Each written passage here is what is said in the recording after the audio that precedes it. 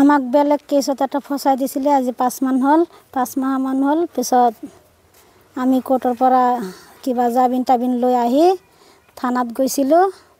ওলাই আহিবৰ কাৰণে সহি কৰি পিছত থানাত যোৱাৰ পিছত আমি সহি কৰি ওলোৱাৰ পিছতে বাইদেউ আহিলে আহি পেলাই প্ৰিয়ংকা বাইদেউ বৰচলা থানাৰ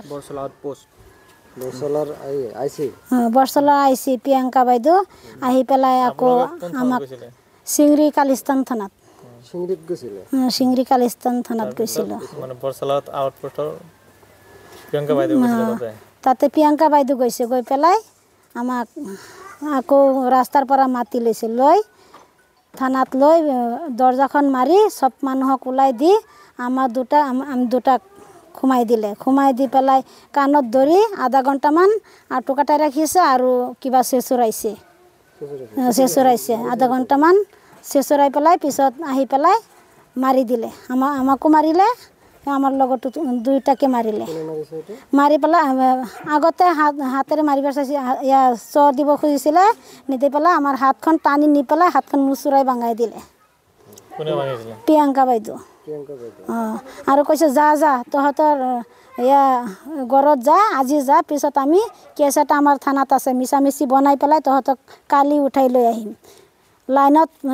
পানীত লাইন লগাই পেলাই সেইটো পানীত চুবাই দিম তহঁতক প্ৰিয়ংকা বাইদেউ কৈছে পৰৱৰ্তী পৰ্যায়ত এই বিষয়টো লৈ পেলাই তেওঁলোকে যিটো কমপ্লেইন দিছে এই কমপ্লেইনৰ ওপৰত কোনো একশ্যন নোলোৱাৰ পিছত তেওঁলোকে ঢেকিয়াজুলি থানাত ৰেজিষ্টাৰ্ড কৰা পুলিচে নিজাববীয়াকৈ 135/24/24 গোচৰৰ জামিনৰ বাবে অগ্ৰিম জামিনৰ বাবে মহামান্য গুৱাহাটী উচ্চ ন্যায়ালয়লৈ আবেদন কৰে আৰু আবেদন মতে যোৱা ইংৰাজী 11/12/2024 তাৰিখে জামিন মঞ্জুৰ কৰে 6জন আসামীৰ সেই জামিন লৈ পেলাই ইনভেষ্টিগেশ্যন অফিচাৰ তাত উপস্থিত হ'ব দিয়ে আৰু সেই জামিন লৈ পেলাই যেতিয়া উপস্থিত হয় দুদিনমান বহুৱাই ৰাখি পেলাই এনে 12 ঘণ্টা 14 ঘণ্টাকৈ বহাই ৰাখি ৰাতি 10 বজাত ঘৰমুৱা কৰি পঠাই দিয়ে তাৰ দুদিন পিছত পুনৰবাৰ মাতাৰ পিছত তেওঁলোকে গৈ পেলাই ভুক্তভোগী পৰিয়ালে জামিনদাৰ হৈ উপস্থিত হৈ পেলাই সশৰীৰে উপস্থিত হয় আৰু জামিন দিয়ে যদিও ঢেকিয়াজুলি থানাৰ 135 নং গোচৰৰ যোনজন ভাৰপ্ৰাপ্ত বিষয়া আছিলে তেওঁ এতিয়া অন্য এটা আৰক্ষী চকীত আছে তেওঁৰ পৰা সেই অন্য আৰক্ষী চকীৰ পৰা আহি বিষয়াজনে আহি পেলাই চিংৰি আউটপোষ্টত সেই জামিন লোৱা মানুহকেইজনক শাৰীৰিকভাৱে আঘাতপ্ৰাপ্ত কৰে মাৰপিট কৰে আৰু দুখৰ বিষয়ে এটা আঙুলি ভাঙি পেলাই এই বিষয়টো লৈ পেলাই ইতিমধ্যে শোণিতপুৰ জিলা আৰক্ষী অধীক্ষকত তেওঁলোকে অভিযোগ দাখিল কৰিছে এতিয়া গোটেই ঘটনাটোক আমি যেতিয়া গম পাইছোঁ এইটো গৰিহণাৰ যোগ্য কাৰণ আৰক্ষী বিষয়া নিজৰ পোচাকৰ আৰু নিজৰ ক্ষমতাৰ বলত বলিয়ান হৈ পেলাই সাধাৰণ জনসাধাৰণক যি অত্যাচাৰ আৰম্ভ কৰিছে যি অত্যাচাৰ কৰিছে এই গৰিহণাযোগ্য আগন্তুক দিনত যোৱা ঘটনাখিনিক যিহেতু শোণিতপুৰ জিলাৰ অধীক্ষকে গম পোৱাৰ পিছতো কোনো তদন্ত কৰা নাই বৰ্তমান জামিন হোৱাৰ পিছত গুৱাহাটী মহামান্য উচ্চতম ন্যায়ালয়ৰ জামিন মঞ্জুৰ হোৱাৰ পিছত সেই পৰিয়ালক জামিন দিয়াৰ পিছতো যদি যি আৰক্ষী বিষয়াই গুণ্ডাগিৰি কৰিছে আৰক্ষীৰ গুণ্ডাগিৰি কৰিছে মাৰপিট কৰিছে তাৰ ওপৰত যদি আৰক্ষী বিষয়াই কোনো বিহিত ব্যৱস্থা নলয় আগন্তুক দিনত আমি এক বৃহৎ গণতান্ত্ৰিক আন্দোলনৰ কাৰণে সাজু হৈ থাকিবলৈ অনুৰোধ জনাইছোঁ অকল শোণিতপুৰ আৰক্ষীকে নহয় শোণিতপুৰ আৰক্ষীৰ লগত ওদালগুৰি জিলাৰ ওৰাং থানাৰ আৰক্ষী বিষয়াকো এই বিষয়ে অৱগত আৰু তেওঁলোকেও কোনো ধৰণৰ পদক্ষেপ লোৱা নাই যিহেতু তেওঁৰ থানাৰ অধীনস্থ তেওঁলোককো আগন্তুক দিনত আমাৰ আমচুৰ ফালৰ পৰা এক গণতান্ত্ৰিক আন্দোলনৰ কাৰণে সাজু হ'বলৈ আমি অনুৰোধ জনাইছোঁ কাৰণ আমি ইয়াতকৈ বহুত গণতান্ত্ৰিক আন্দোলন গঢ়ি তুলিম কাৰণ সাধাৰণ জনসাধাৰণক তেওঁলোকে যি অত্যাচাৰ আৰম্ভ কৰিছে গুণ্ডাৰাজ আৰম্ভ কৰিছে নিজৰ পোচাকত যি অপব্যৱহাৰ কৰিছে ক্ষমতাৰ অপব্যৱহাৰ কৰি মহামান্য উচ্চতম ন্যায়ালয়ে জামিন মঞ্জুৰ কৰাৰ পিছত সেই উক্ত ভুক্তভোগী পৰিয়ালে জামিন দিয়াৰ পিছত আকৌ ৰাস্তাৰ পৰা মাতি নি মাৰপিট কৰি এজনক পুংগ কৰি দিব হাত ভাঙি দিব এইটো কোনো পধ্যেই মানি লোৱা বিষয় নহয় আৰু এইটো সম্ভৱ নহয় কাৰণ মহামান্য উচ্চতম ন্যায়ালয়ৰ যদি হুকুমক এজন উচ্চ ন্যায়ালয়ৰ এটা হুকুমক যেতিয়া এজন আৰক্ষী বিষয়াই অগ্ৰাহ্য কৰিছে তেতিয়াহ'লে সাধাৰণ জনসাধাৰণ লোকে সেই আৰক্ষী বিষয়াজনে কি ধৰণৰ ব্যৱহাৰ কৰিব পাৰে এইটো আৰক্ষী অধীক্ষকলৈ আমাৰ প্ৰশ্ন কাৰণ তেওঁ এই বিচাৰ বিবেচনা কৰি পেলাই এটা উচিত তদন্ত কৰি পেলাই ইয়াৰ বিহিত ব্যৱস্থা কৰিব লাগে লগতে আমি দাবী জনাইছোঁ যে অতি সোনকালে এই আৰক্ষী বিষয়াজনক তেওঁৰ চাকৰিৰ পৰা বৰখাস্ত কৰিব লাগে কাৰণ তেওঁ SIP এতিয়ালৈকে তেওঁ ৰেগুলাৰাইজ হোৱা নাই তেওঁ এটা থানাৰ পৰা আৰু অন্য এটা থানাত বদলি হোৱাৰ পিছত তেওঁৰ সময়ত হোৱা গোচৰৰ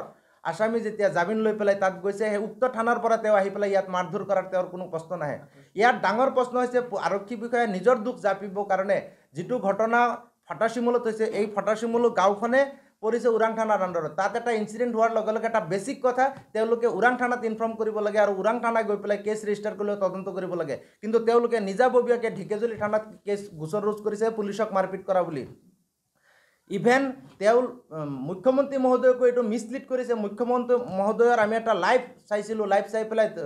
যোৱা 3 নে 4 আগষ্টত আমি এটা লাইভ চাইছিলোঁ। তেওঁ নিজে স্বীকাৰ কৰিছে পুলিচক মাৰপিট কৰিছে। লগে লগে আমি ওদালগুৰি জিলাৰ ৰামচুৰ গোটেই বিষয়ববীয়া তাত উপস্থিত হৈছিলোঁ। উপস্থিত হৈ পেলাই তদন্ত কৰি গম পাইছিলোঁ এটা VDP ছেক্ৰেটাৰীৰ লগত চক্ৰান্ত কৰি পেলাই আৰক্ষী বিষয়াজনে এই ভুক্তভোগী পৰিয়ালটোক, বিনা দোষী পৰিয়ালটোক তেওঁলোকে হাৰাশাস্তি কৰিছে। কাৰণ যিজন আসামীৰ নামত কেছটো মৰিগাঁও জিলা দণ্ডাধীশ আদালতত গোচৰ চলি আছে, উক্ত গোচৰৰ আসামী তেওঁ নহয়। তেওঁৰ নাম হৈছে ৰফিকুল ইছলাম, নাম একে। তেওঁৰ পিতৃ জীৱিত আছিলে যেতিয়া গোচৰ হৈছে। তেওঁৰ পিতৃৰ নাম হৈছে এছাক আলী, কিন্তু যাৰ নামত NDPS কেছ হৈছে সেই মানুহজনৰ নাম হৈছে ৰফিকুল ইছলাম এছাহক আলী, মৃত এছাহক আলী। আৰু সেই এছাহক আলী, মৃত এছাহক আলীৰ ল'ৰা ৰফিকুল ইছলাম সেই ফটাচিমলৰ বাসিন্দা আছিলে, বৰ্তমান লাহৰীঘাট টেঙাগুৰিৰ বাসিন্দা। তেওঁৰ নামত কেছ হৈছে। ইয়াত আৰু এটা বিষয় হৈছে, যোৱা কিছুদিন আগতে উক্ত আসামীজন মৰিগাঁও আৰক্ষীয়ে গ্ৰেপ্তাৰ কৰিছে। গ্ৰেপ্তাৰ কৰি জেল হাজতত প্ৰেৰণ কৰিছে। তেওঁ জেল হাজতৰ পৰা ওলাই আহি পেলাই কিছুদিন আগতে এই বৰচালা আৰক্ষী চকীত VDP ছেক্ৰেটাৰী ছিদ্দিক আলীক লগত লৈ পেলাই বৰচালা আৰক্ষী উপস্থিত হৈ পেলাই উক্ত আৰক্ষী বিষয়াৰ লগত তাত খানা খাই যোৱা আমাৰ তাত তথ্য আছে। তেওঁলোকে তাত খানা খাই গৈছে, আহি পেলাই দেখা কৰি গৈছে। গোটেই বিষয়টো আৰক্ষী বিষয়াই জানিও এটা নিৰ্দোষী মানুহক যিটো হাৰাশাস্তি কৰিছে বা বৰ্তমানেও কৰি আছে, তাৰ যদি উচিত তদন্ত আৰক্ষী মহোদয়ে নকৰে, শোণিতপুৰ জিলা আৰক্ষী অধীক্ষক মহোদয়ে যদি নকৰে, তেতিয়াহ'লে ইয়াৰ বাবে গণতান্ত্ৰিক আন্দোলন গঢ়ি তুলিবলৈ বাধ্য হ'ম। যিয়ে নহওক, আমাৰ জিলা সভাপতিয়ে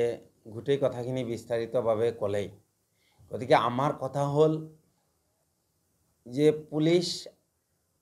আইনৰ ৰক্ষক, এইটো আমি মানো। আমি আইনক শ্ৰদ্ধা কৰোঁ, সন্মান জনাওঁ। ভাৰতৰ সংবিধানৰ প্ৰতি আমাৰ শ্ৰদ্ধা আছে আৰু দোষীক উপযুক্ত শাস্তিটো আমি সদৌ অসম সংখ্যালঘু ছাত্ৰ ইউনিয়নে বিচাৰোঁ। কিন্তু আমি যি দেখা পাইছোঁ, এটা পৰিয়ালৰ ওপৰত আক্ৰোশমূলকভাৱে সেই আইচিজনে যি কাৰুকাৰ্য কৰিছে, সেই কাৰ্যটোক আমি গৰিহণা দিছোঁ, নিন্দা কৰিছোঁ। আৰু এই বিষয়ে আমি ওদালগুৰি জিলাৰ আৰক্ষী বিষয়া, শোণিতপুৰ জিলাৰ আৰক্ষী বিষয়াক আমি মেমৰেণ্ডাম যোগে এই কথাখিনি আমি ভুক্তভোগী পৰিয়ালে জনাইছিল। গতিকে আমি এইটো বিচাৰিছোঁ যে যি ঘটনাখিনি আমাৰ বিস্তাৰিতভাৱে আমাৰ জিলা সভাপতিয়ে ক'লে,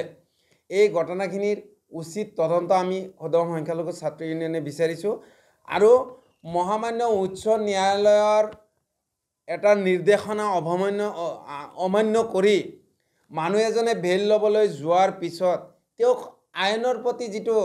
সন্মান, সেই সন্মান জনাই তেওঁক জামিন দিব লাগে। আৰু জামিন দিয়া আসামীজনক যিখিনি কথা সোধ-পোছ কৰিব লাগে সেইখিনি কৰক, আমাৰ ক'বলগীয়া নাই। কিন্তু তেওঁ যিটো ক্ষমতাৰ অপব্যৱহাৰ, এই মানুহজনে দুজন মহিলাক, ইয়াতে মেডিকেল ৰিপৰ্ট আছে, আপোনালোকক দেখাইছোঁ। এই দুইজন মহিলাক মানে তেওঁলোকক ধৰি লৈ সন্ধিয়া আকৌ মাৰপিট কৰি তেওঁলোকক হাত ভাঙি দিয়াটো কিমান দূৰ গ্ৰহণযোগ্য হৈছে, সেই কথাটো আমি অসমৰ আৰক্ষী সঞ্চালক প্ৰধানক জনাইছোঁ। গতিকে আমি বিচাৰিছোঁ যে এই আৰক্ষী বিষয়াজনৰ ওপৰত এটা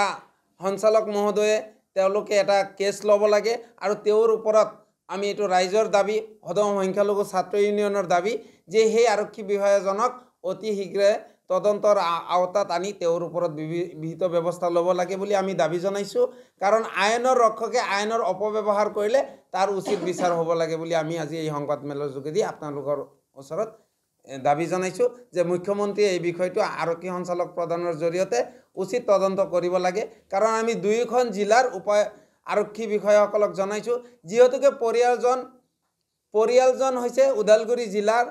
অন্তৰ্গত ওৰাং থানাৰ এখন গাঁৱৰ বাসিন্দা। গতিকে শোণিতপুৰ আৰক্ষী বিষয়াই তেওঁৰ যিখিনি মানে পুলিচ লগাই যি অত্যাচাৰটো কৰিছে, সেইটো কিমান জোৰ গ্ৰহণযোগ্য হৈছে, সেই কথাটো আমি ওদালগুৰি জিলা আৰক্ষী বিষয়াকো আমি এই কথাটো অলপ দৃষ্টিগোচৰ কৰিছোঁ। গতিকে আজিৰ সংবাদমেলৰ যোগেদি আমি